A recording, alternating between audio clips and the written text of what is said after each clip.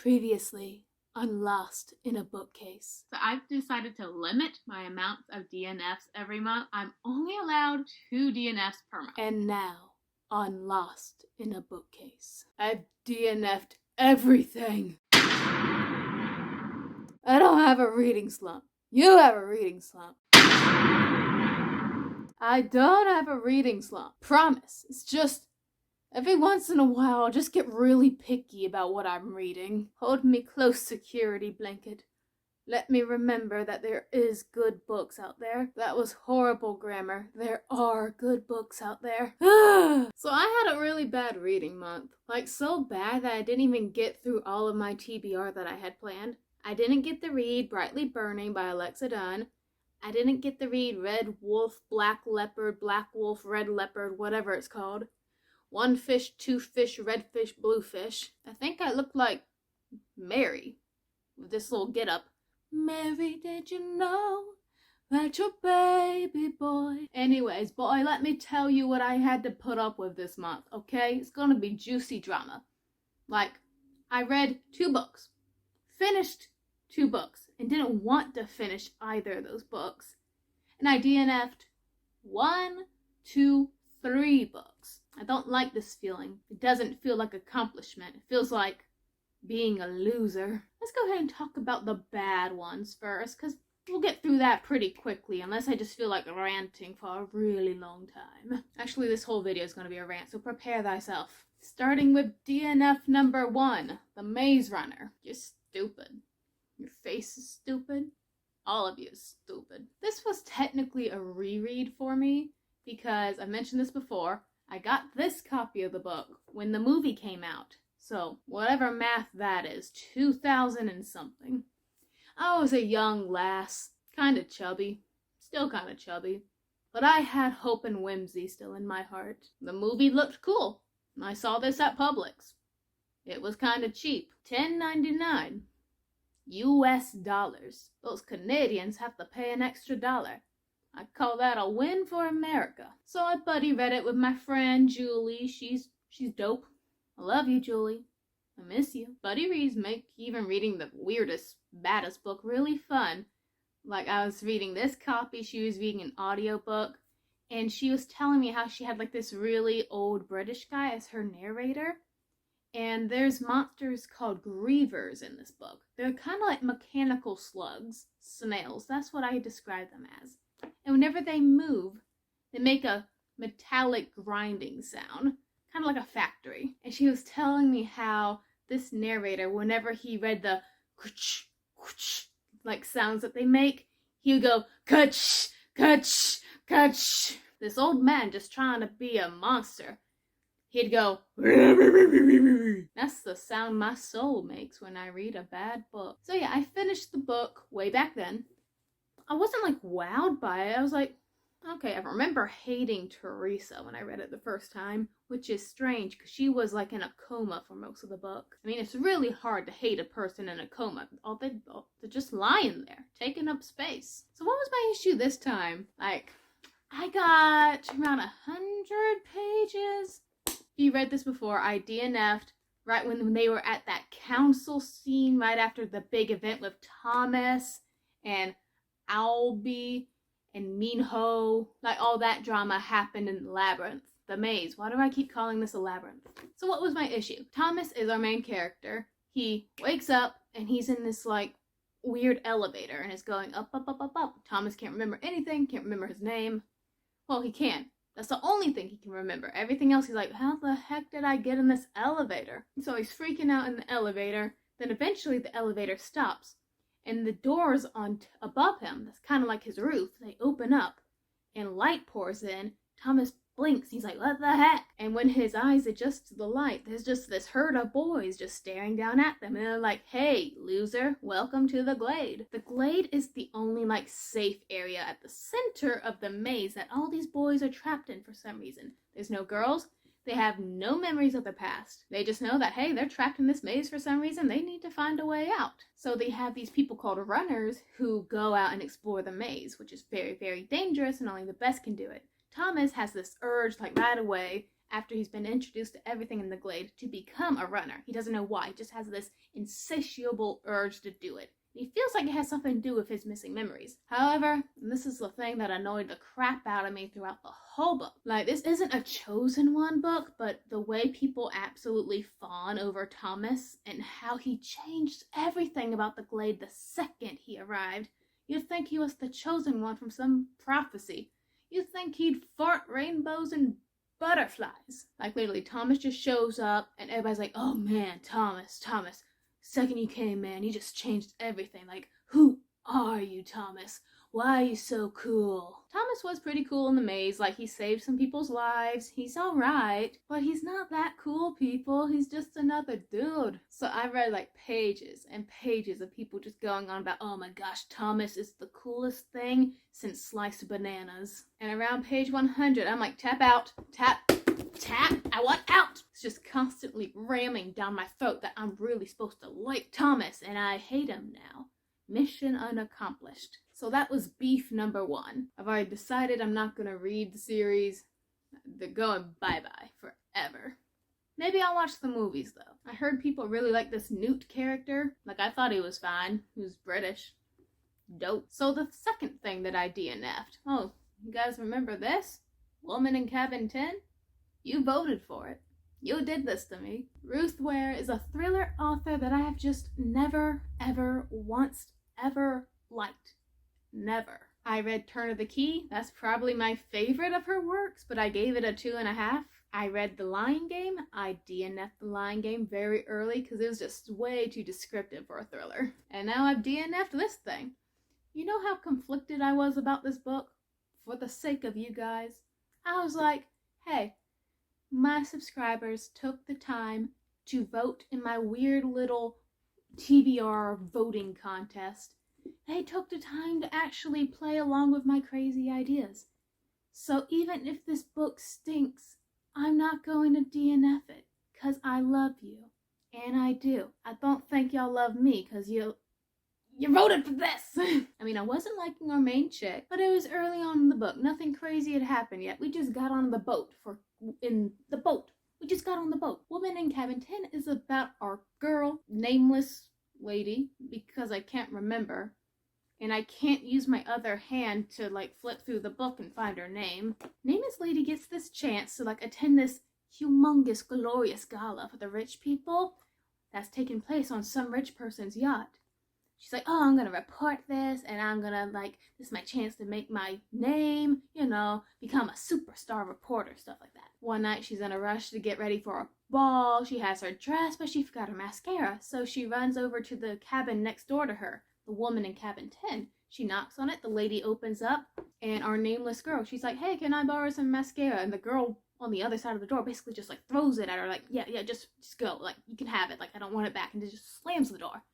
And our nameless protagonist is like, wow, that was weird. And later on in the evening, our nameless girl goes back to her cabin, and from, like, the balcony of their yacht, from her room, she swears she sees something, like, fly off of that girl's balcony, the girl who gave her the mascara. And she hears, like, a heavy, heavy splash in the water. So our nameless girl is freaking out, like, oh my gosh, this girl, she's drowning. So she rushes to the balcony. She can't even see the girl anymore. The waves are that bad. She rushes to get an attendant or something, and she's calling them on the phone. She's like, help, the girl that's in Cabin 10 went overboard.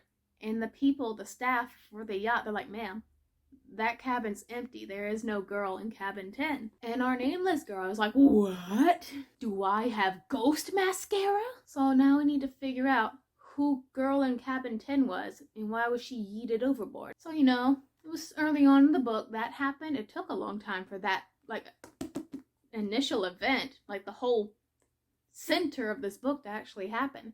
But it finally did. So that, the actual action happening, was the best part of the book, because I don't think I was liking our main nameless girl at all. Like, she just, like, confounded me, like, why did you do that? Why are you dumb? Like, early on, I think even before the yeeting over the ship event, she and this guy are walking back towards her room, and Mr. Dude is getting, like, really handsy. He's really intoxicated. He's like, hey, can I come into your room with you? She's like, no, thank you. He's like, oh, come on, let me give you some kisses. So, you know, he lays the hands on her, gets all handsy, and it's about to like rip open her blouse and stuff like that. Really naughty stuff. Without consent. So our nameless girl does what I heartily approve of and knees him in the groin. Then like the paragraph breaks and she's like treating his wounds. I would have left him to die of groin pains in the hallway. Like, why'd you bring him in your room after you need him? No, girl. Yeet him over the shit. So I wasn't liking our girl. I wasn't having fun. Took a long time to actually get the plot going. But I was like, I will stay with this book because my lovely people, my home dogs, they voted for this. Then I read 100 pages and I guessed the twist. Like, I don't need to read this book anymore. I got it. Like, I know who did it. And I Googled it and I was correct. So I DNF'd it. I have 2 rules for a thriller. The first rule that doesn't pertain to this exact situation, but I'll say it anyways. Number 1 thriller rule. The person you see the least and can't keep track of in the thriller, they did it. However, the important second rule for this book is if the author is calling attention to a certain article of clothing, the person wearing it did it. I had everything I needed to know to solve the case. I am either a genius or writers need to step up their thriller game. So yeah, I was done with that one. My last DNF this month was Before I Fall by Lauren Oliver. Ugh, high schoolers. No offense if you're in high school right now. Like, I'm pretty positively sure that you're better than all the weirdos in this book. So again, I read 100 pages. I was like pulling my hair out of my skull by the time those 1,000 pages were done. Did I say 1,000 pages? That's what it felt like. Before I Fall is about this girl. I'm gonna call her generic high school weirdo, nitwit, loser. Anyways, generic girl. She's living this like super like envious high school life. Like, oh my gosh, she's got the boyfriend, she's Miss Popular, everyone's trying to get in her social group, and like she's a bully to all those losers, and the only like most important thing in her life right now is getting roses, you know, like little popularity markers for their school's Cupid Day, where people who like you will send you roses, and whoever gets the most roses is the most popular person, obviously. Like, every single definition of shallow, it's this girl. So she's living this, like, glamorous experience. She's going to parties, she's doing the cocaine, the marijuanas, the booze, the cigarettes, the parties, the dancing, the boys, the kissy. So she and her girls gets invited to this party. And, you know, some crazy stuff goes down at the party. This one loser girl that calls them out calls them the B word, which is honestly what I was thinking the whole time. So I like that girl. And so our, like, little troop of girls, including our main character, they storm out of the party in indignant rage, like, oh my gosh, I can't believe that loser had the gall to say that to us. So all drunk, they get into a car, and they start driving. And our girl and her friends, they die. But our girl, our main girl, generic lady, she wakes up on the same day the event happened, the car crash. It's like Groundhog Day, a time loop. The day has reset itself. So she's getting like a second chance. Then she gets a third chance, and then a 4th chance. She's just reliving the same day over and over again. So now it's up to her to figure out how to escape this time loop. And is she doing anything wrong? She's doing everything wrong. Oh my gosh. Like, these girls are literally the worst people ever. They were so catty and just so shallow. Like, ew. I don't even, like, literally, there's no personality. They're all about the moment, like the want, I need it. They're just children dropped into like high school circumstances. And so like, we know the moral of the story already. It's a time loop thing. It's Groundhog's Day. You gotta relive the cycle over and over again until you do something right and you learn lessons along the way. Like where to put your values.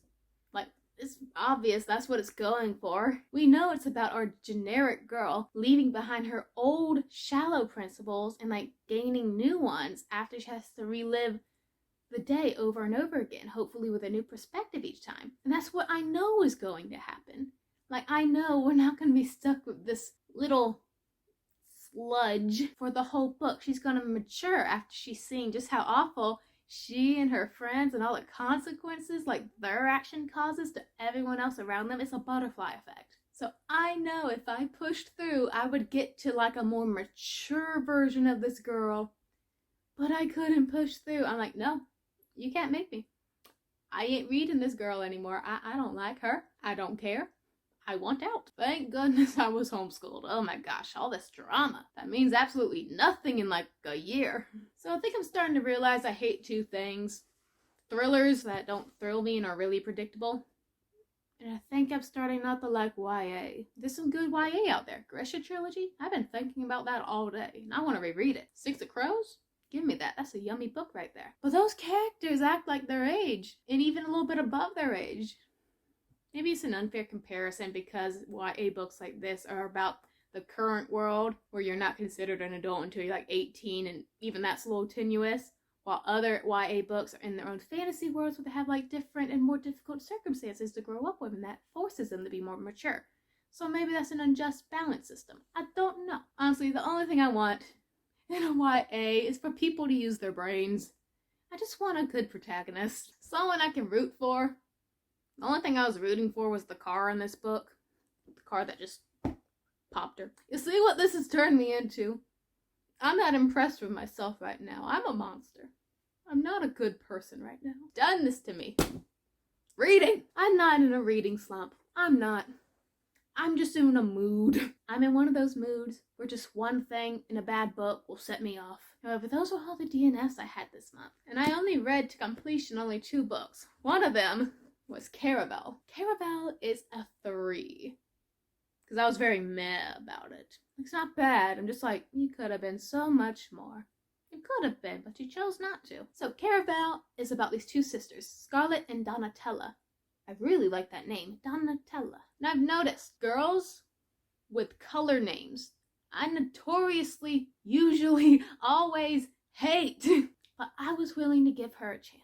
Anyways, we got these 2 sisters. They live in a horrible household. Their mama left. Like, she gone. No wonder she gone, because her husband is a scumbag.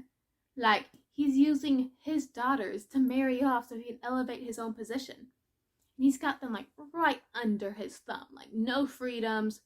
Always constant supervision. It's a hard life to live when you're a girl and you just want to go out and explore things. Kiss a boy. Scarlett has already, like, had this arranged marriage, like, arranged for her. And, you know, her dad's not that cruel to allow her, like, no correspondence at all. She and the count she is supposed to be marrying, like, send letters to each other. And she's like, oh, he's actually really nice. Like, I'm kind of excited to actually meet him. And it's just a chance to, like, get out of this palace I'm stuck in, basically. Donatella, though, the girl who doesn't have an arranged marriage, she's a little bit wild. She's kissing boys, like, secretly.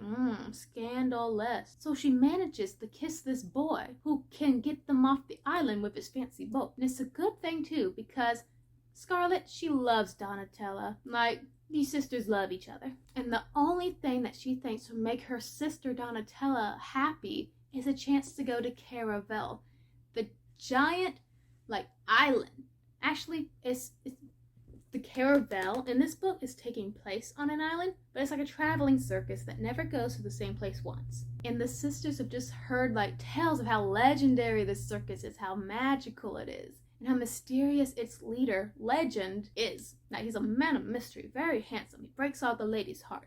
It's even been rumored that his beauty has caused a lady to kill herself, so they had to, like, stop having the circus for a little bit. But regardless of all the hazards and warnings they heard about Caraval, the sisters really want to go. So ever since, from a young age, Scarlett, who's, like, basically taken over caring for her sister Donatella, has written to Legend, the ringmaster, like, hi there, I'm a big fan, can you give us a free ticket? And every year she writes that same message, and every year he doesn't respond, until this last time, where she says, hey, I don't really think I need a free ticket anymore. I'm about to get married, so it's cool. But then she gets a response back saying, hey, I'll give you a free ticket now. So Scarlett was, like, so excited in her youth, but now that she's, like, getting married and that they're older, she's like, it's not worth getting dad upset and risking all that we have for the future just to go to this stupid circus. But Donatella, the wild child, she's like, no, we're going. We're totally going. So she and the dude she was kissing in the basement, Julian, I think, they kidnap her. And they go to the circus. The circus that takes place this year on Legend's private island. But when Scarlet comes to after her, her chloroform trip. Some things have gone awry with the plan of having a fun, free time at Caraval. It has turned kind of deadly. So I was really hoping this book would be what Night Circus wasn't to me. Like, for Night Circus, I wanted magical, circus-themed competition and duels. That's what I thought it would be. I did not get that. So I thought maybe this is what it will be in Caraval. It wasn't. The whole principle of Caraval that draws these characters to the circus is that if you play and win Legends games, you get a wish. So I was here hoping like, ooh, maybe it's knife throwing, just this giant, awesome game of laser tag maybe. Laser tag isn't a circus thing, but I would have taken that with a smile on my face. The event of this book was a scavenger hunt, a quest. I hate quest. I hate boats too, which we're gonna talk about later. I hate books about boats. So to me, I was originally liking Scarlet and Donatella. Like, I like them separately. They're fine. But I wasn't like sold on their sister bond. I actually thought it was like really manipulative in some ways that I can't tell you about because spoilers. But I just wasn't into the whole scavenger hunt thing. I didn't care about the goal. There was like these little snippets of the world that we got through this whole scavenger hunt thing. Like, we went to this dress shop. Like, you can buy any dress, and one of our characters decides to buy a dress, and the cashier lady is like, hey, that'll be 2 days of your life for this dress. Our character's like, sure. Like, I'm not gonna notice 2 days that are gone.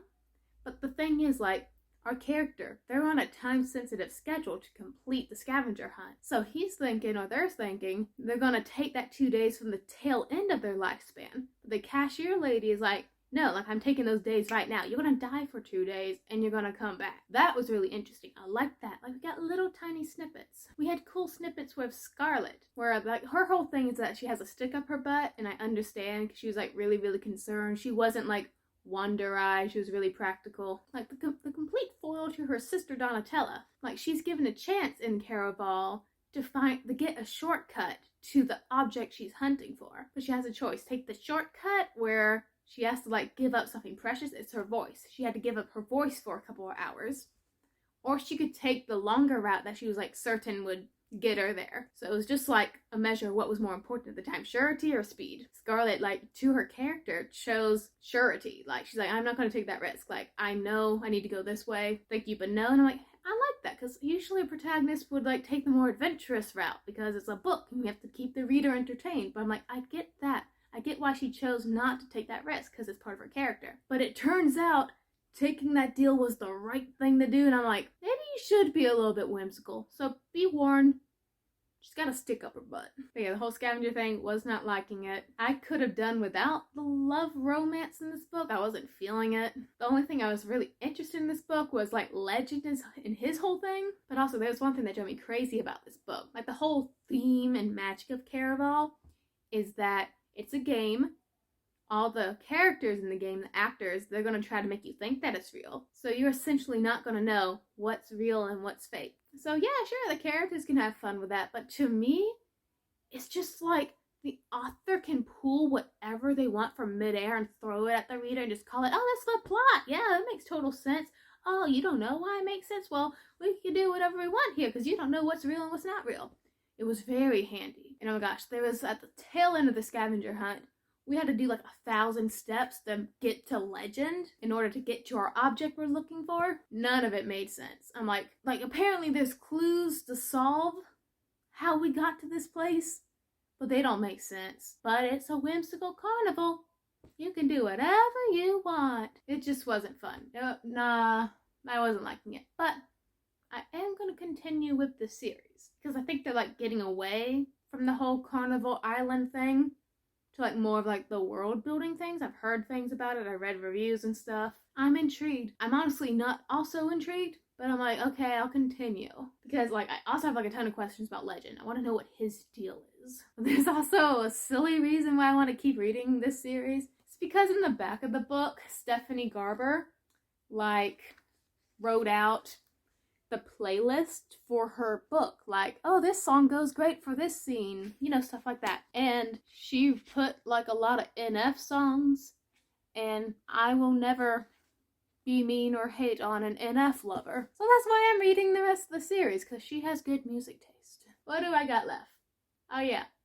The greatest disappointment of my life besides the whole existence of me. Red Seas Under Red Skies. It's a 2. Oh my gosh, that hurts to say it. This is the second book in the Lies of Locke Lamora series. I loved book 1 of the Lies of Locke Lamora. It was so good. And it ended off in a beautiful way with our 2 boys, Locke and John, just causing mass chaos in the city, running away, the whole wide world open to them. So I was excited for book 2. So Red Seas Under Red Skies, without any spoilery bits. And you can probably tell because of the cover, this involves our guys being on a pirate ship for a lot of the times. A lot. I don't like that. Part 1, because this book is broken up into 3 parts. Part 1, I was loving it. I was hooked, mainly because part 1 had a lot of like time jumps backwards, because book 2 is set 2 years after book 1. So like book 2 drops you off 2 years later, but it also wants to tell you what happened in between those 2 years. So I was enjoying reading the current bits and also the past bits in that 2-year interval. That was great. It was hilarious. Locke and John have this like whole new mark, this new fantastic heist they have planned. They've worked 2 years for it. And so we're seeing like the beginning steps of that, past and present. It was so good. It was hilarious. Like Jean, I love Jean. Locke is in a little bit of a funk in this book. Like he had some crap happen in book 1. Go read book 1. And he just doesn't want to get out of his bed. I feel that, bro. In my heart, I feel that. And Jean's like, listen, you sorry stack of sticks. You're gonna get up and be bloody Locke Lamora. So, like, Jean steals all of Locke Lamora's wine, makes him go through a whole obstacle course to get it back. Loved it. He made Locke Lamora so angry, the dude stormed out of their house and robbed like a king or something. Then they had to run out of the city dressed as lepers, I think. It was hilarious. I greatly enjoyed all of it. All of part 1, that is. I basically did not like all of part 2. I did not like the middle bits of this book. Loved part 1, hated part 2, hated 3/4 of part 3, the end bits, and only like the last like 2 chapters. No, last half of the last chapter. I wasn't having fun. That's why this is a 2. The thing I think this book suffers from is it did not have enough Jean and Locke. But perhaps I'm getting ahead of myself. Part 1 had everything I wanted. We were getting more lore.